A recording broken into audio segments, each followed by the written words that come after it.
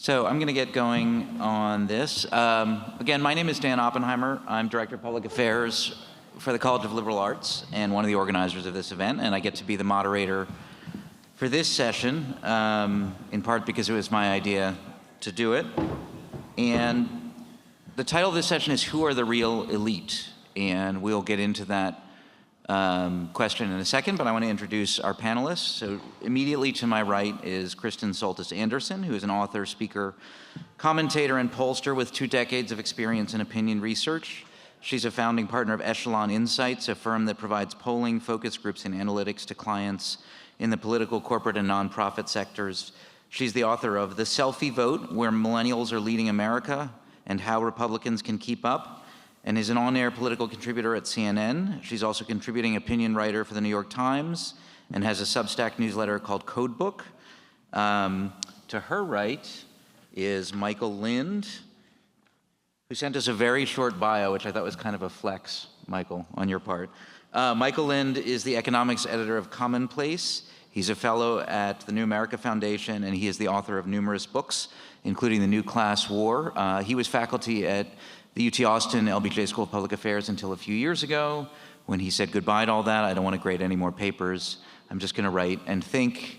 And as I learned last night, landscape my ranch outside of Austin in really interesting ways, optimized for animals rather than humans. And to his right is William Deresiewicz, who's an essayist, critic, and the author of 5 books, including Excellent Sheep and The End of Solitude, selected essays on culture and society. His work has appeared in the New York Times, The Atlantic, Harper's, and many other publications. He is a former professor of English at Yale University, is now based in Portland, Oregon. So thank you to the 3 of you for joining us here today. And I think I just want to start with some kind of opening statements just on the question. Originally, this panel was titled, Who Are the Elite?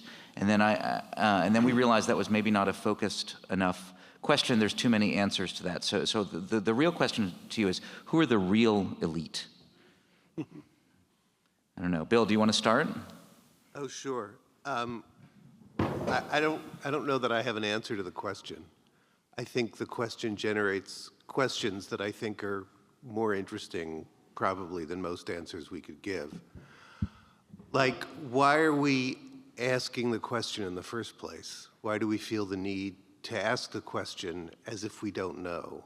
What does it say about our society or about us or about the way we perceive our society that we're not sure who the elite are? I think probably in past societies, obviously they're all very different from each other, but say in many past societies, we wouldn't have needed to ask that question.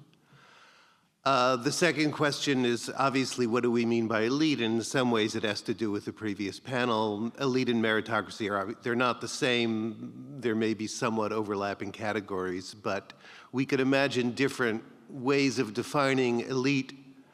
The word has connotations of status. So if we talk about elite education, for example, in some respects that's about status.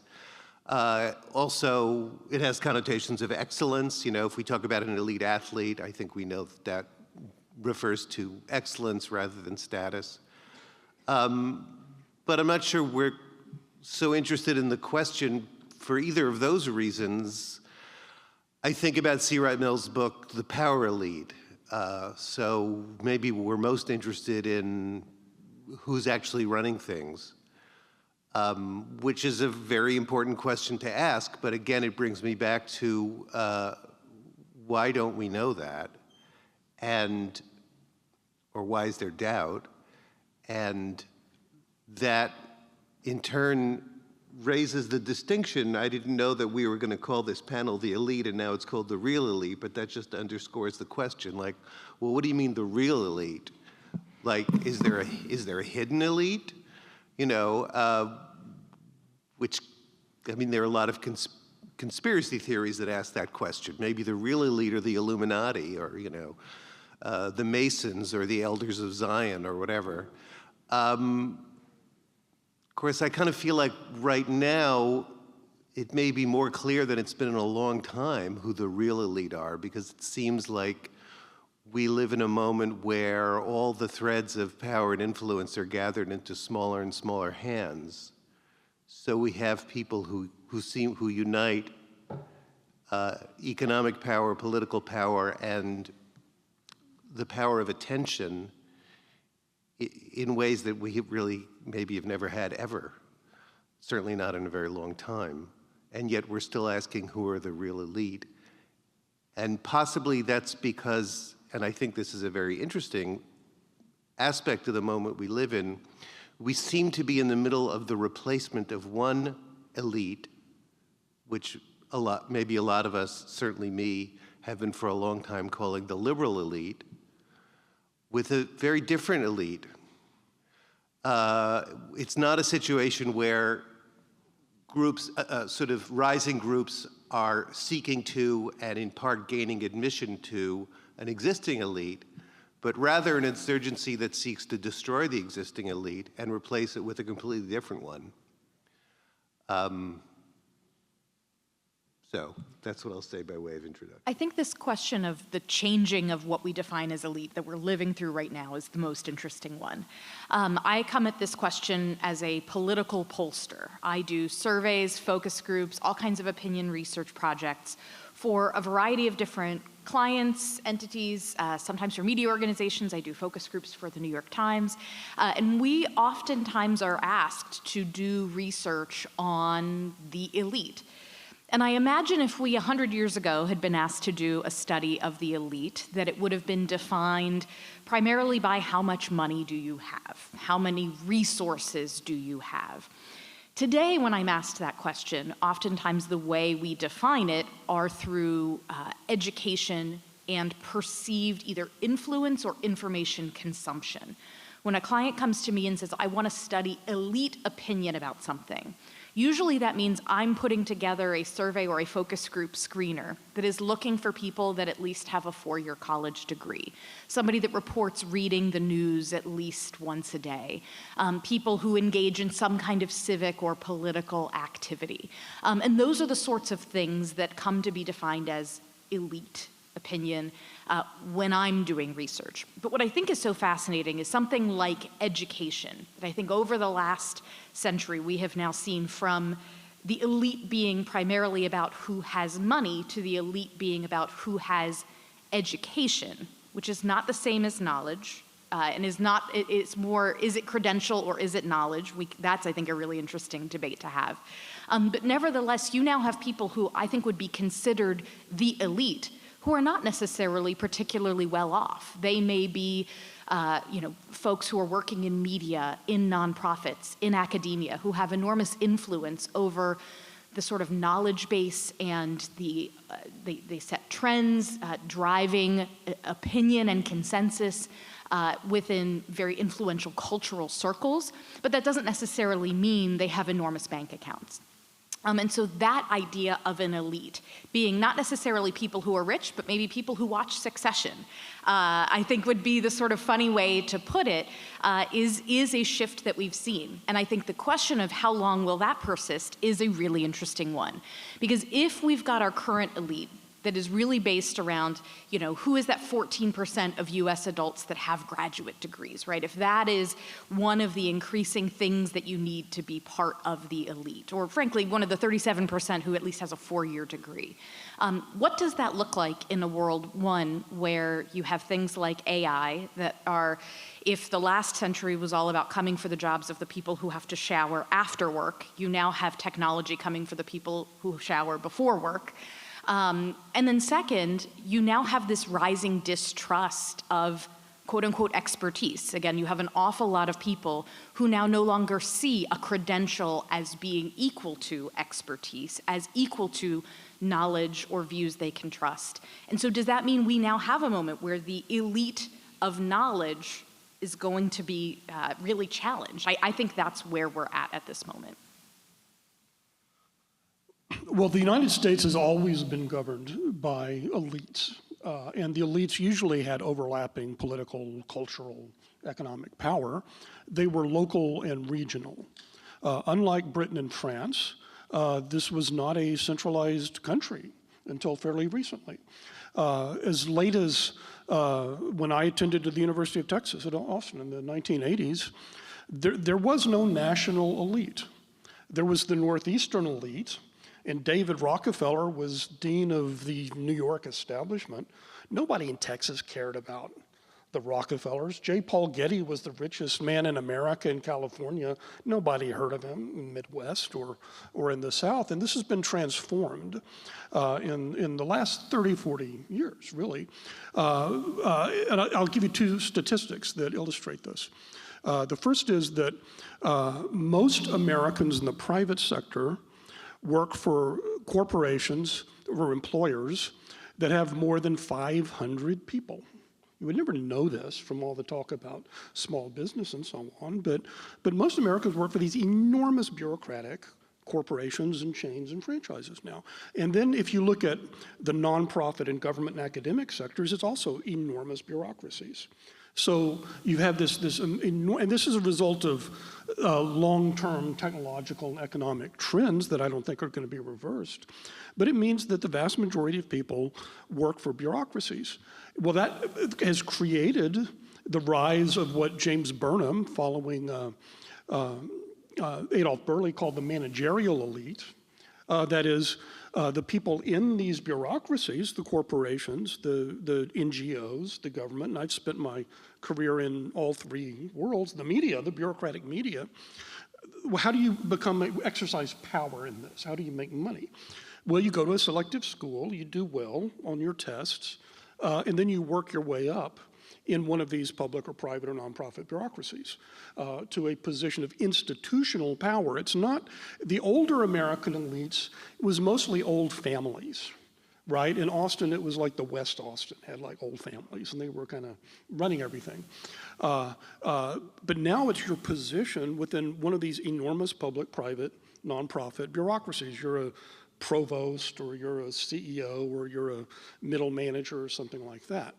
And it's connected to this meritocracy discussion earlier, because up until in 1960, only 7% of Americans had college diplomas. In 1980, when I went to UT, it was only 20%, 1 in 5. Most people didn't go to college, but you could be a manager and all of this. Now you have, it's pushing on 40%. It's about 37 point something. And has this become a credential? So you see bureaucratization, nationalization, and credentialism. And this really is a powerful new force. And people call it different names. I'm a member of it by default and by experience, the managerial professional class. I got tired of using that term in one of my books, The Next American Nation, so I just used this Swedish term, the overclass, which was kind of a mistake. The overclass is not the upper class. The upper class is old money people who play polo and have debutante balls for their daughters and things like that. The overclass, it's the meritocrats, right? It's the professional academic elite who tend to come from affluent families. So there's already a social establishment there, but they're not. It's not Elon Musk and so on. And then I'll just wrap up by saying that this really. Oh, and one more statistic. So here's the statistic. The majority of Americans live within, American women, this is what's used for statistical purposes because women live longer. Most American women live within 18 miles of their mother. Okay?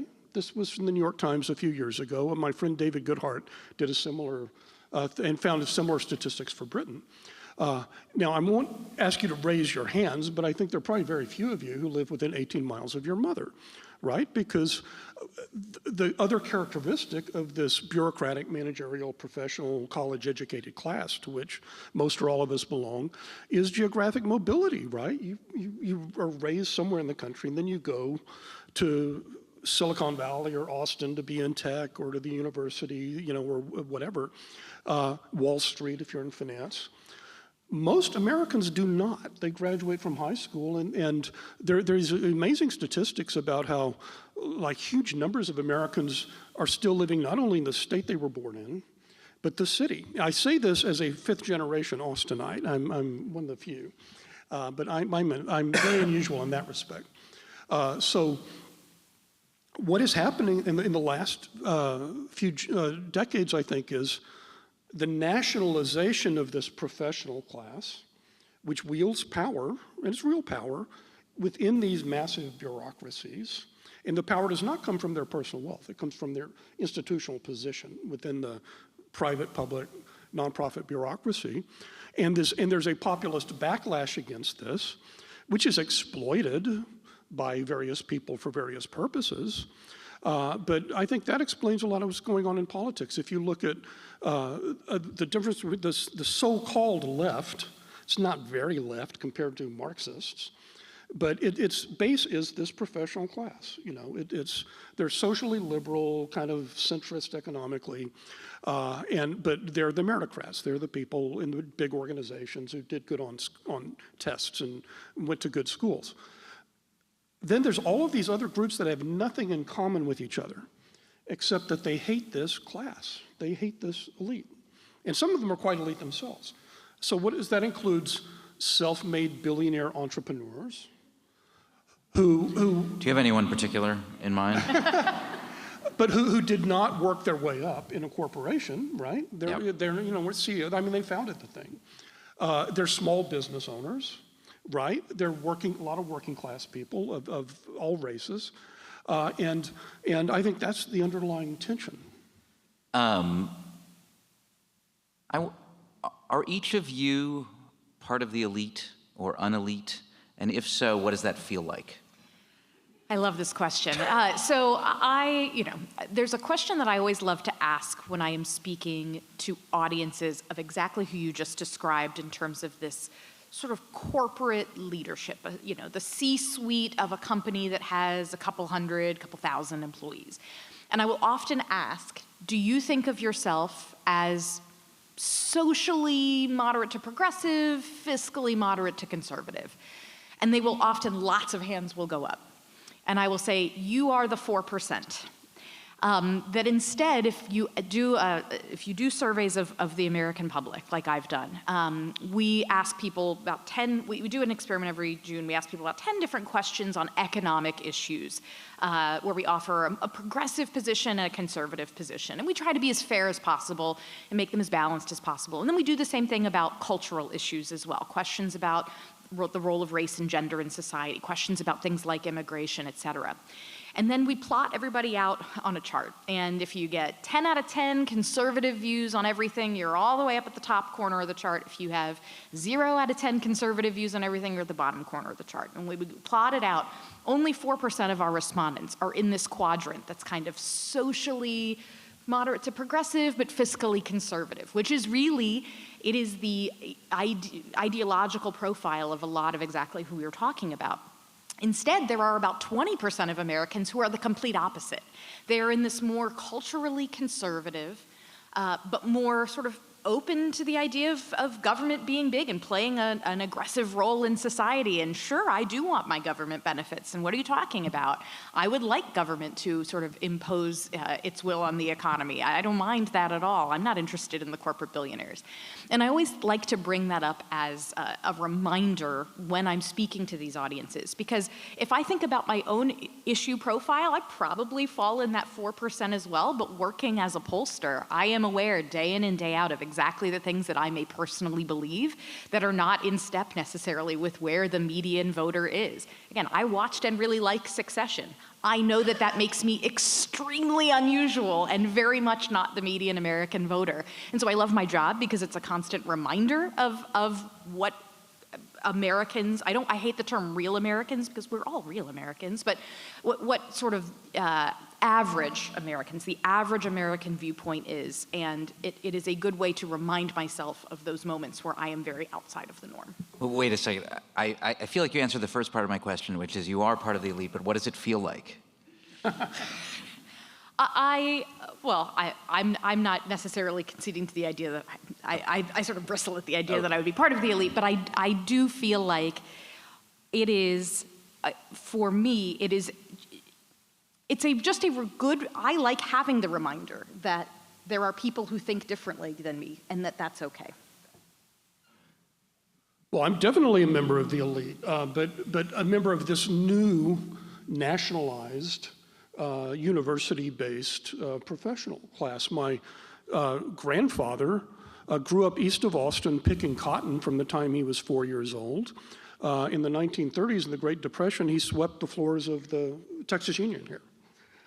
My father, first in his family, went to the University of Texas on the GI Bill.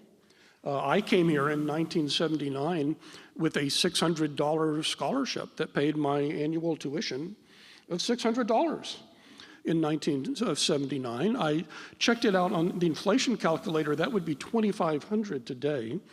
The University of Texas at Austin charges $10,000 to $13,000 tuition. So clearly the tuition has gone up faster than inflation. But my point is, I think you have to look at occupational structure and not just at money, right? So that, somebody who is making $500,000 a year as vice president of a corporation with 300,000 employees and branch offices everywhere, it's a different life world, Lebenswelt, the Germans would say, than somebody who's making $500,000 a year because he started off working for a towing company and then bought some towing trucks and is now self-employed. And so what does it mean to be part of the elite? I think is radically different, depending on whether you're the self-made entrepreneur, you're the meritocratic good student, in the bureaucracy, or your land happened to have natural gas under it, right? So what does it feel like to be part of the elite that you're part of, which is not the towing truck empire, but the professional managerial class university writer? There are stresses, but then there are great benefits like being on panels at universities. I mean, I can answer the question. I think they're more. I wanted to respond to what the other panelists have said. I mean, yes, I'm obviously part of the elite if you define the elite the way we've been defining it. You say Michael, this is a relatively new phenomenon. I don't think it's that new anymore. I mean, you can talk about it historically, as you've done, very aptly. But I think this idea of a professional managerial class, upper middle class, liberal elite, college educated, graduate student educated, graduate school educated, nationalized elite is something that we've been talking about for at least a couple of decades and has been an essential building block of my thinking for a long time, partly because I read people like you guys, and other people like you guys.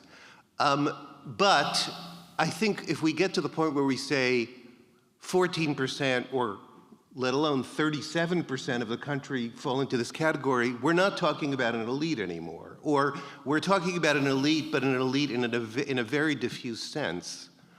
Michael, you developed this idea of this elite, and then you said, well, then there are other elites. Okay, well, but then there are other elites. To the extent that this professional managerial elite becomes more and more identified with the Democratic Party, as it has, clearly there's another half of the country that has, yes, a lot of anti-elitist sentiment, but clearly has its own elite. There's also a lot of anti-elitist sentiment, by the way, among people who vote for Democrats. So for me, to answer your question, part of what it feels like to be, yes, you get to have a very high opinion of yourself because you get to sit on panels. I also experienced a great deal of self-loathing as a member of this elite, and it's partly because, and I think I heard this phrase from George Packer about 20 years ago, from something he wrote, which is elite failure. One of the stories, I feel like we need to be past the story of there is this elite now that's an elite of education to there is an elite that's an elite of education and it has been failing across the board for a long time. People are really pissed off about it. There's clearly something wrong with it. And, as I said before, a new elite seems to be arising to destroy it. And is maybe doing a very good job of destroying it. And that's terrifying. It may also be understandable and on some terribly tragic level necessary because of elite failure. So I had, other than just trying to put you guys on the spot in terms of what it feels like to be elite, like there was an actual serious reason I asked that question, because, a kind of working hypothesis I have is that one of the sort of sources of dysfunction, or maybe it's just a symptom of dysfunction in our country, is that we have these competing elites and nobody's enjoying themselves in their elite status. And so you have the sort of liberal elite in various manifestations that's very angry and in some ways feeling very victimized by, say, conservative legislatures or the Trump administration or the financial elite or more recently the Silicon Valley elite. But then you have all of those elites which in turn feel victimized by or angry at the liberal elite, the media elite, the Hollywood elite. I guess I'm just sort of asking you, like, you don't have to accept the premise, but why are all of these genuine elites not enjoying their status? Why are they so angry? So I would agree with you in part, but I don't think that this is just confined to elites. In fact, I think what you just described is a big reason why we have the type of political polarization that we have today. So the political polarization we have today is not that half of America believes one thing and half of America believes another. If I go back to that experiment I talked about before, where you have people pick 10, what's your view on 10 economic issues, what's your view on 10 social issues, a lot of people pick a couple from column A and a couple from column B. It is not that all of America is in one strong corner or the other strong corner. Lots of people are in the middle. The type of polarization we have is that nobody ever feels like their side is winning. And when you feel like you are losing, when you feel unheard, when you feel like you are losing power and influence, you are more willing to excuse bad behavior on your own side in an attempt to reclaim some of that power that you believe your side or people like you are owed. And so it is funny to me when I talk to, say, Republican political elites, and I ask them, do you feel in charge? Many of them will be like, are you kidding me? We're not in charge at all. The Democrats have smart political operators like Nancy Pelosi who rule their conference with an iron fist. They control most of the major media organizations in this country. They control Hollywood, et cetera, et cetera. And increasingly, the left controls the C-suites in this country. Look at how they've all moved to the left and so on and so forth. But then if I talk to Democrats and I ask my Democratic political elite friends, do you feel in charge? They will say, are you kidding me? Absolutely not. I wish we had political operators like Mitch McConnell who aren't afraid to break the rules and keep their party in line. And I wish that we had things like the filibuster and gerrymandering that we could use to our own advantage to try to game the system and so on and so forth. And I do worry that in a system where, especially, it's not just elites, but it is really your average voter as well, who is constantly hearing information that is tailor-made to make them feel like they are losing and to remind them of the grievances, many of which may be legitimate, but that they have with the way the system is working, that it causes that further dissatisfaction, everybody feeling like everything is wrong all at once. And that is what is leading to this kind of populist moment that has absolutely jeopardized the current elite that we have. Well, Aristotle said no one ever became a tyrant in a city because he was hungry and cold and needed a roof over his head. Some of the fiercest battles in politics are between rival factions of upper classes and aristocracies and so on. I mean, that's most of human history. The peasants are trying to grub potatoes or whatever and survive, and the Yorks and the Lancasters. They want to have the crown of England, right? And you have the 100 Years' War or whatever. So I think there are two things going on, and we should tease them separately. I think for the working class, and it's not perfect approximation, but high school educated, maybe some college. I would even include people, working as baristas who have BAs, but I take your point. It's not 40% as the elite. They basically, since they didn't go to college, they want jobs, not careers that will lead them around the country, right? What they want is money, right, and benefits. And they want their standard of living to be higher than their parents a little bit, but they'd be perfectly fine whatever their job is. It's not a prestigious job. Necessarily it's janitor like my grandfather, or nurse, or bank clerk like my grandmother. They just, want to be have a little financial safety and not worry about the price of eggs. So I think that's a lot of the anxiety among working class people of all races and ethnic groups. I think at the real elite level above that, you have what a thinker called Peter Turchin calls overproduction of elites. That is, the idea is you have too many people, and you see this in developing countries, where they have public education and they turn out all of these people with university degrees, but there just aren't jobs for them, right? And political science shows that tends to breed revolution, tends to breed, hostility. It could be a revolution of the right as well as of the left. Danton, the French revolutionary, said the mistake the Ancien regime made was it gave me an education, but it didn't give me a job, right? And I do think we have to worry that there was a transition, and I saw this happening before my eyes in Washington in the 80s and 90s when I spent most of my life there. The promise of the New Deal was that you did not have to go to college to have a better life. Your children and grandchildren would have a better life because the economy is going more productive. So you'd have one car, they'd have two cars, your grandkids would have flying cars, but they'd still be working class, right? They wouldn't, have to be lawyers or professors. This changed with the New Democrats in particular, with the neoliberals, saying that in order to have these middle class things, you have to have a university degree. You have to go to college. And the consequence now is, according to the Federal Reserve, about half of college graduates are working in jobs for which a high school diploma would be adequate. And I think, so there are two sources of frustration. One is a lot of working class people, it's just prices and benefits and financial insecurity. But we've created all of these people who want to be Silicon Valley superstars and, CEOs and famous authors and famous professors on panels and things like that. And there's just too much competition for too few spaces. Bill, I'm passing the question to you, but I just want to point out, you identified as part of this one elite, but also wanted to draw attention to this other elite, and you said so you're both self-loathing and I think other loathing. Can you kind of inhabit both halves of your loathing?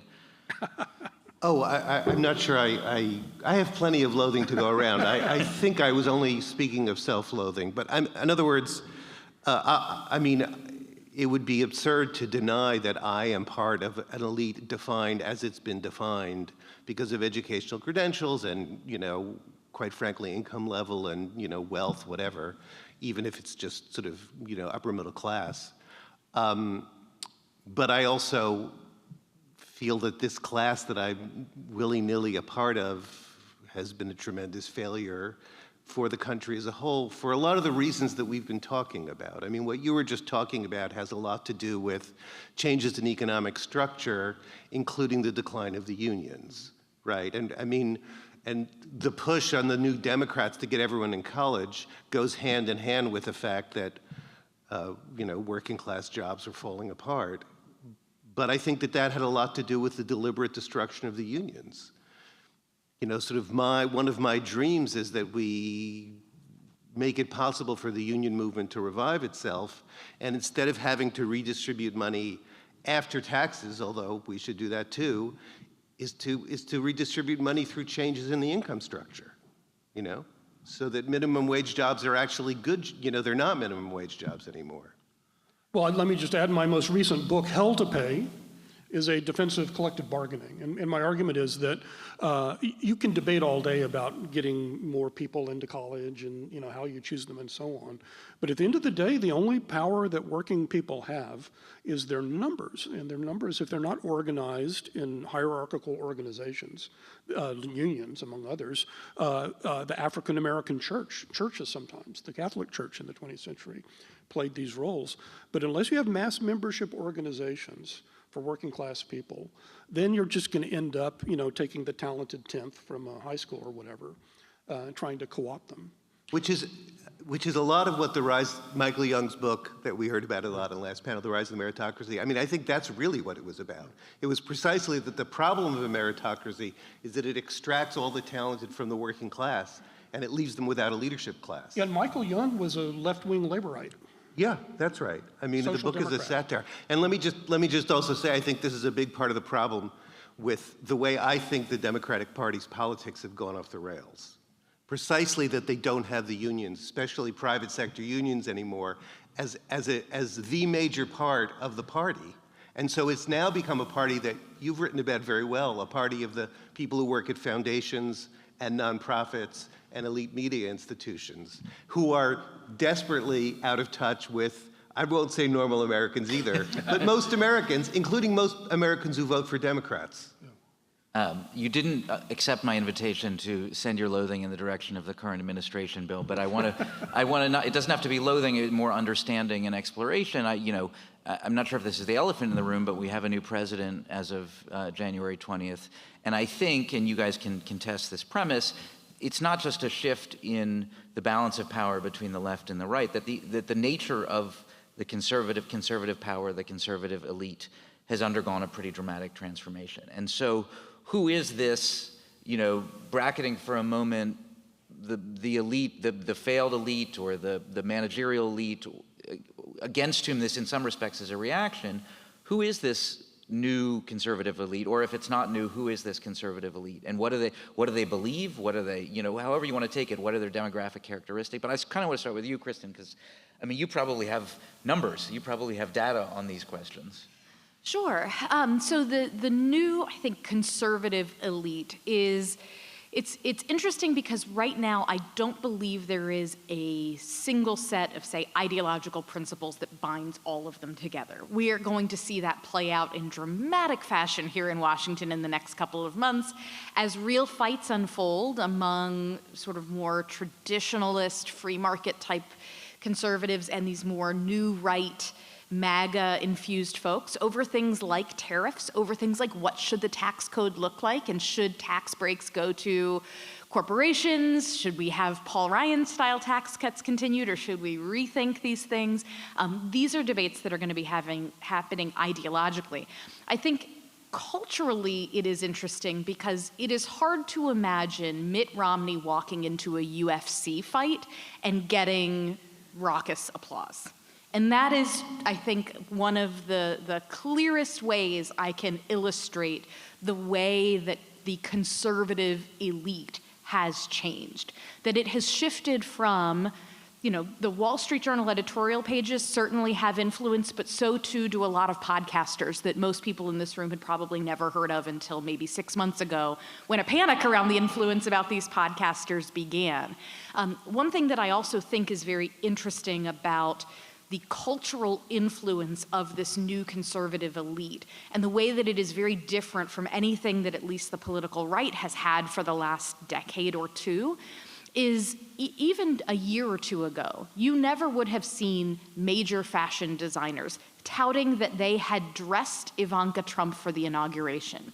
And it was notable to me, again, maybe this is just the silly, frivolous things I follow on Instagram, but it was notable to me that actually you do have some institutions in this cultural elite who were now saying, yes, we did make the shoes that Ivanka Trump wore.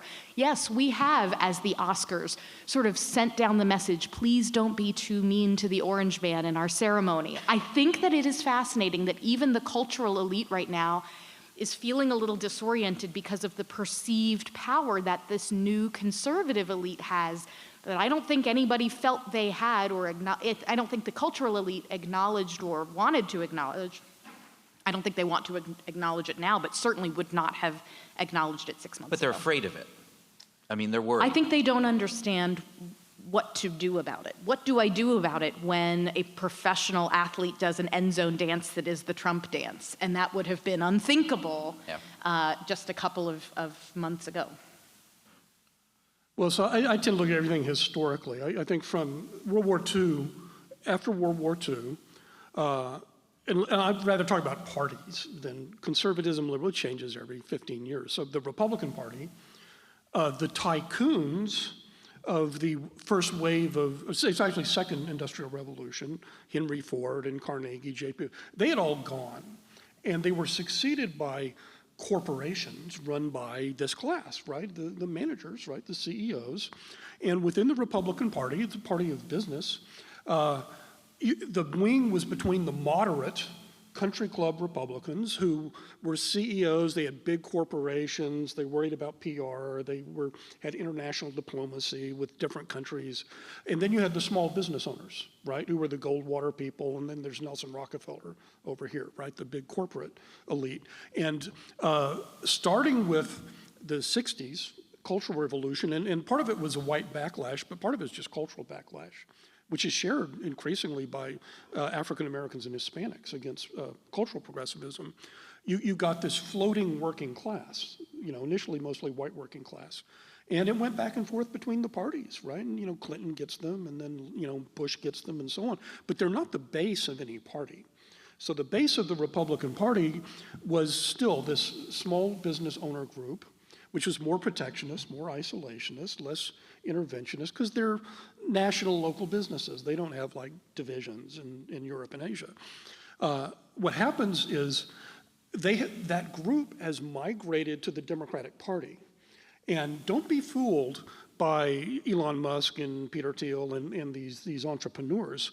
If you look at the 2024 election, tech professionals, it's like 90% Democratic, their contributions, right? Lawyers, big corporate lawyers, big Wall Street finance firms. These people would have been country club Republicans like 20 or 30 years ago, right? So what has really happened is that group has vanished. The small business Goldwater, Pat Buchanan types, they're now running the show. They're not the working class, right? These are the small millionaires. They're the local Firestone franchisees in the small towns and so on. And they're, maybe fairly affluent, but they're not part of this corporate CEO culture. And they get along with a lot of working class people because a lot of working class people, and it's true in all countries, they're aspirational, right? So I used the towing truck example, right? Yeah. You can imagine yourself, if you drive a towing truck, owning a towing truck company. If you mow lawns, you can imagine owning a lawn mowing company. You can't imagine being the CEO of ExxonMobil or something like that. It's or just a totally professor. alien. Or a professor, yeah. And then just to wrap up, for the first time since like the World War I era, the tycoons have returned. The robber barons have returned. People who are like, we had people like Musk, like Andrew Mellon, richest man in America, was in Coolidge, Harding, Hoover administrations as Treasury Secretary, So we had these entrepreneurs, some of whom were quite poor, like Carnegie, when they started out, became super rich. And this was something that we have no living memory of. Yeah. But you can see, just like the tow truck driver can imagine being a tow company owner, it's easier to imagine being Elon Musk, running your own company, firing people, who are lazy, than it is like being Rex Tillerson of ExxonMobil, right? It is ExxonMobil, right, Tillerson? Of this giant multinational quasi-governmental bureaucracy. And that's a very powerful combination.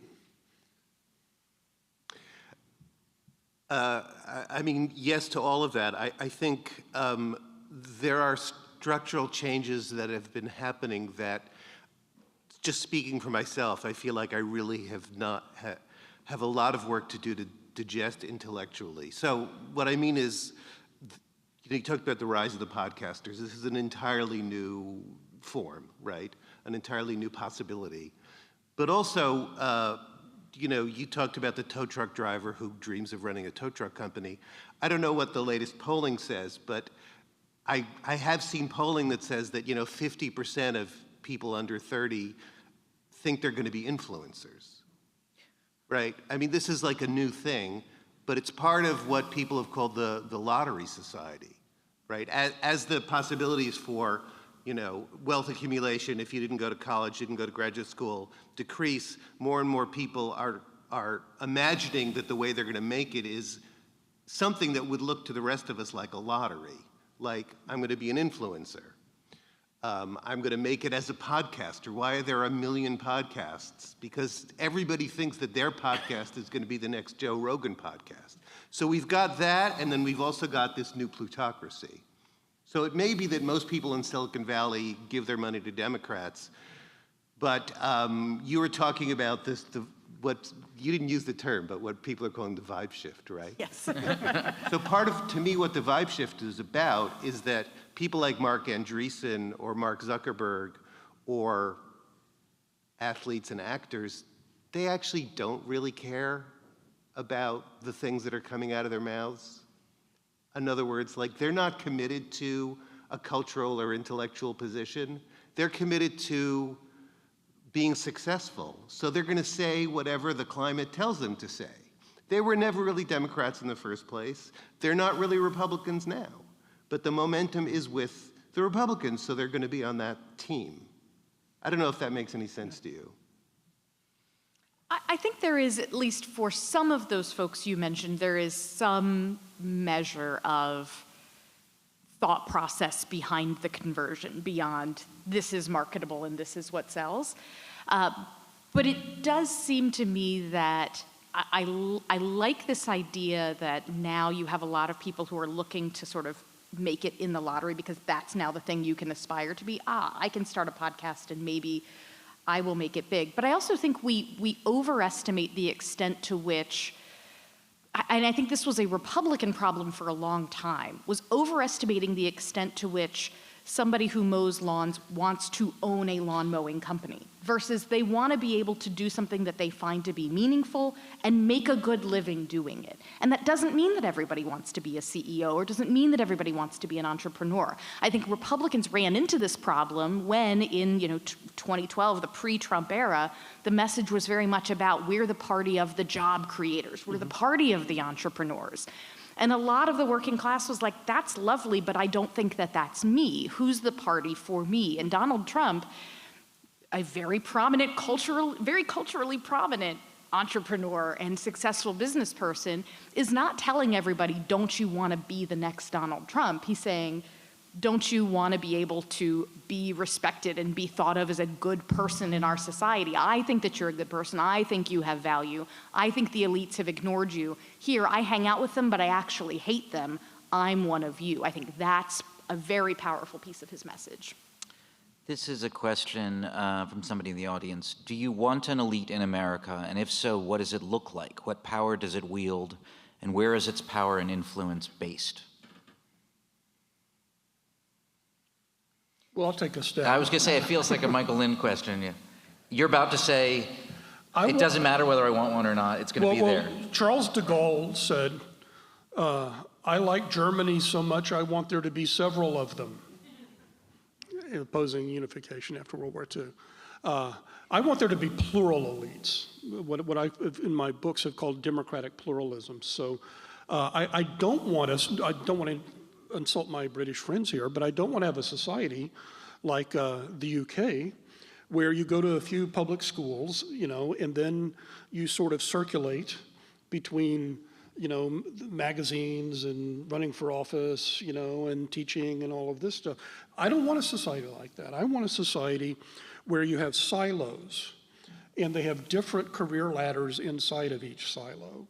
And you can start off as an altar boy or altar girl or whatever, in the religious organization, and work your way up to be pope or archbishop or whatever. So I want a society where you can start off graduate from high school, become a police officer, and then be the police commissioner, right? Without having to go to like one of the selective schools, including the University of Texas at Austin, right? And we had that to some degree in the 20th century, not in the South. The South was local oligarchies where the few families ran everything. But in the North, you did have these, and they were different ethnic groups, right? The Irish were cops, and various different groups. But so lateral mobility, I think, is something that should be discouraged. And I was doing a little research, by the way, on a project. Do you know the Obamas have won like a dozen Emmy Awards? And Hillary Clinton just won a Tony Award? And so, it's like... You're saying stay in your lane. Yeah. And these If she has a Tony, that means she's at least halfway to an EGOT. they're writing novels, and this is where it threatens us, writers, right? It's like, okay, I mean, it's bad enough competing with Stephen King, right? But if every ex-president is going to write fiction, right? So stay in your lane. I'm going to make an exception for George W. Bush being a painter. I think that I support his painting. Well, he's a Renaissance man, so.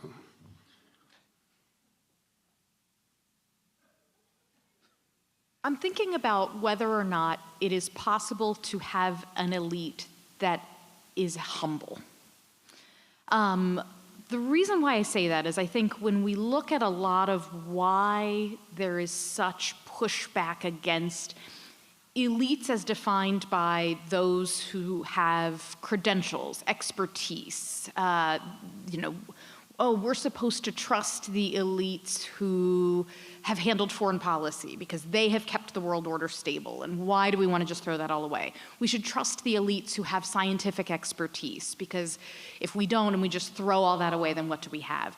And you're finding that there's rising distrust in a lot of institutions that are very well credentialed, but sort of average American no longer views them as trustworthy. I think the COVID pandemic is an interesting, example of all of this, right? That you have public health institutions used to see bipartisan agreement that the CDC was to be trusted with, 80, 90% plus trust that they're going to do the right thing. And nowadays, if I go into the field and I ask people, do you trust the CDC to do the right thing? Not only are the overall numbers lower among Republicans and Democrats, but they're much lower among Republicans. And so you had, this public health elite, right, that had a consensus of this is what we know about this disease and this virus, and this is what we should do about it. And a lot of that trust was squandered. Some of it squandered because there were bad actors looking to exploit this, but in other cases, it was squandered through the actions of public health officials that sort of pushed things that wound up not necessarily being totally accurate, dismissal of skepticism, et cetera. And I wonder how much that distrust could have been mitigated by a sense of humility, a sense of, hey, this is a pandemic that we don't know that much about. We're learning, we're trying to do our best, rather than, oh, no, people, you must listen to us. I have the PhD in virology, you are a moron on the internet. And that sense of lack of humility, then when the experts wind up being wrong, just fractures things totally. I know this full well being in the polling industry, where for too long, we pollsters were like, no, what we do is science. And then we got it wrong a couple of times in elections. And that has made me have to approach my profession with a lot of humility. We have to be comfortable knowing that there are lots of things we don't know and be humble in our pronouncements about what we do know. I wonder if it's possible to have an elite that is a little more humble, and if that's a healthier way to have an elite in a society, or if that's even possible. Well, it's not going to be the college credential academic class. I'm not on Twitter, but people send me things now and then. And what I love is when they say, historian here. Have you ever seen this? With the waving emoji? Political scientist here. Speak for yourself, Michael. I am profoundly humble, but. I think we have a really tangled, screwed up psychology around the question of the elite in this country, because we're a democracy. So the very idea, the word has a really negative resonance. At the same time, to go back to the previous panel also, we have this idea that we're a meritocracy, which tells the elite that they have earned their position and they've earned their arrogance, right? I don't think there was a golden age, but my reading tells me that things were a little different when our elite was a hereditary WASP elite. No doubt there was tons of arrogance and entitlement, but there was also a sense like, actually, you didn't earn this, and therefore, maybe you should be humble or at least less self-serving. So that's not an answer to anything. Obviously, I would like to have a humble elite too. I'm just saying that we're dealing with a really kind of impacted psychology here, right? A kind of disavowal. This is one of the things that I hate about the liberal elite, is that it likes to pretend very often that it's not elite at all. In fact, it likes to imagine, David Brooks has written about this, the post-60s liberal elite likes to imagine that they're these rebel insurgents when they're actually tenured professors and, powerful media people. So let's begin at least with seeing who we are a little more accurately, and maybe then we can begin to address some of our own sort of pathologies. This is one of these questions, I'm gonna say it and then maybe rephrase it a little bit. How do we implement structural changes if it is in the best interests of bureaucracy to make us poor? And I think my rephrasing of that, it's a little bit of like, what the hell are we supposed to do? I mean, whether you're talking about, the liberal elite or the tycoon elite or the podcasting elite, these are all people who possess different kinds of power, and presumably, even if they're not subjectively enjoying it, on some level, they're appreciating it and they don't want to give it away. And I think we've been talking about the elite because that's the topic of this panel, but there's probably, I think, a sense amongst each of you that the elite hold more power than we would want them to in an ideal society. I don't know, what can we do to rebalance things? I mean, part of what you're talking about is like, so we can make the elite better. Is there any hope for actually diminishing the power of the elite? So even if they're not great, there's other forces in society that are influencing policies and outcomes? Well, what you've sort of articulated is like the core. If you ask a lot of sort of limited government conservatives philosophically why they believe what they believe, that's a big piece of what they'll tell you, is that when you have big institutions, and maybe it's government, but maybe it's corporations, whatever it is, that you should just be skeptical of any big institution that wields a lot of power and that derives that power from taking power away from individuals' abilities to run their own lives effectively. So I guess, the question is like, what problem are you trying to solve for? But if the problem you're trying to solve for is power being too concentrated in the hands of an elite that is not looking out for the best interests of the people, then it seems to be obvious that the answer is decentralize that power, which, again, that's a limited government conservative message, not necessarily the one that's fully in vogue in today's Republican Party, but that's where you'd find it. Well, I think the answer is what the economist John Kenneth Galbraith called countervailing power. It's a social balance of power, like the balance of power in international affairs.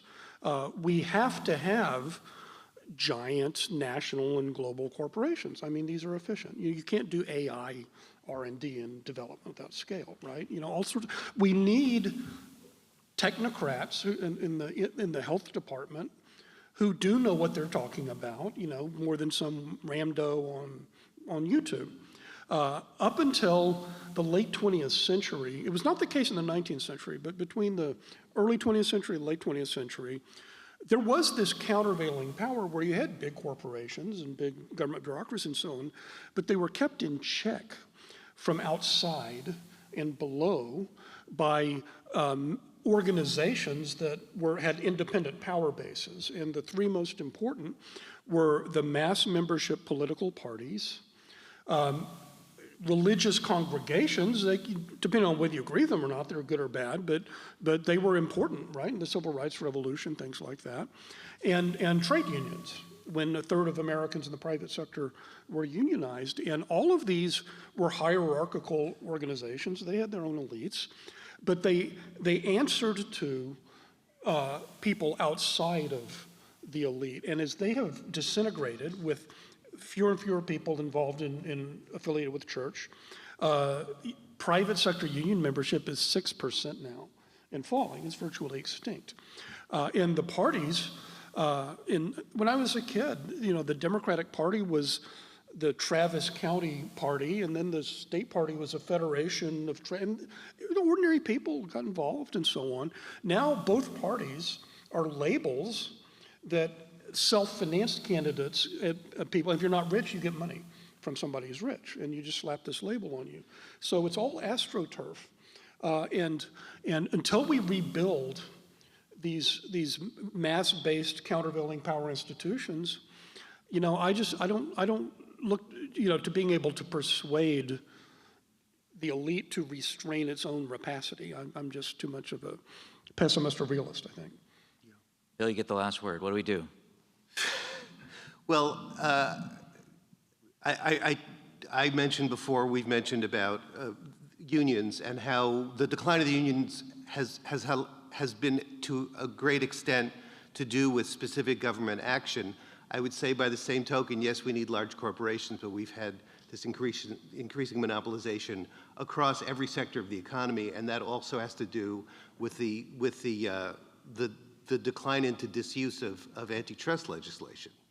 So those are, help rebuild the unions, help break up the big monopolies, but a lot of this stuff is not, is just, it's the internet. It's the nature of the way things have changed. We now have one platform that everybody on the planet is on. That is going to create the conditions for this kind of centralization we've never seen before, and I don't really know what to do about it. Well, on that note, thank you to each of you. You are exemplars of the best of what the elite can be, if only the people with the real power listen to you more. So thank you. Please come back. You're now on your own for lunch, but please come back here at 2 for our next panel, and thanks to the panelists.